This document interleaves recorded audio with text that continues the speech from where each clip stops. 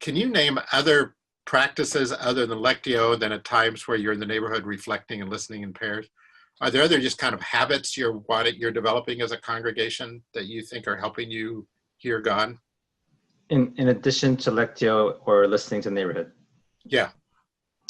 Well, when we were at our retreat, Mark and Nina led us to do some storytelling.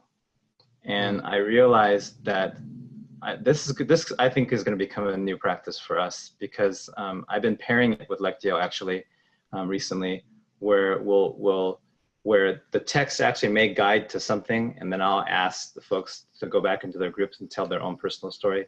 And if we can dovetail back to the cultural race conversation, what happened was when I tried to do my East meets West, and I tried to draw out differences in terms of Western culture and Eastern culture, we kind of got stopped because a lot of people just didn't agree with the categories, but they felt like, this doesn't really name my culture, and my culture is a lot more complex than that. And so we couldn't even get started in the conversation.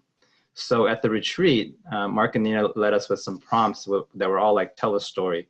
And the one that I remember in the beginning was tell a cultural story. It was so wide open. It was just tell a cultural story. Don't try to define what your culture is. Whatever culture means to you, just tell a cultural story. Maybe name some things that are cultural and that are important to you. And that was wide open, so people didn't get stopped at the I'm East and you're West, or I look East but I actually feel more West. We just didn't do. So we just let's just tell it as a personal story. And I felt like that's been really live for us. And I was just actually in another gathering, an Asian American gathering, talking about how could we give these Asian American gifts. And I realized that a lot of the Asian American folks, we are still like discerning, who we are. And so one of the practices that he said you could do is that you could have a table, and then each person can bring an object that is a cultural, that they identify with as their culture. Again, you don't have to define it.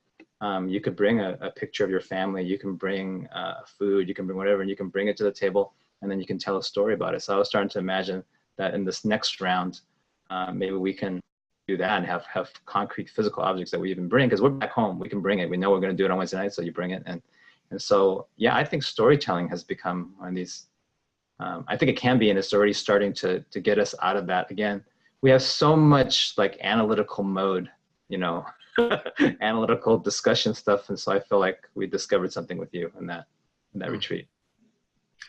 Alan, we had to get you in the middle of this, because you've both helped a lot of us with both Lectio and storytelling. What are you hearing in this?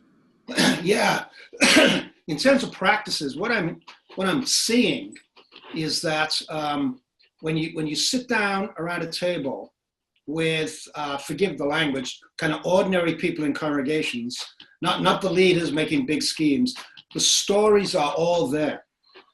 It's just that most of the time, folk don't believe that their stories have any meaning or purpose, to quote God's greater picture. So the practice of just sitting and inviting stories to be told, it's stunning.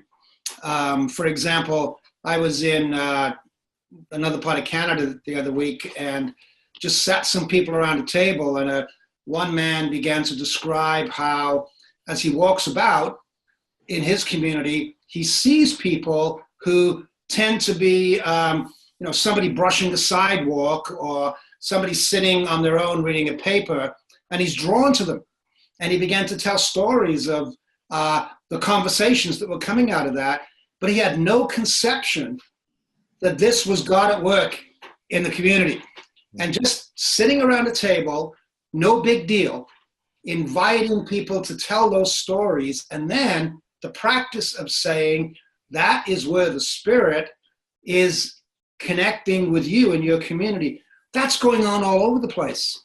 And the great news is you don't need an MDiv or a DMin to do that. That's kind of just ordinary human life. That's what God's percolating. Mm-hmm.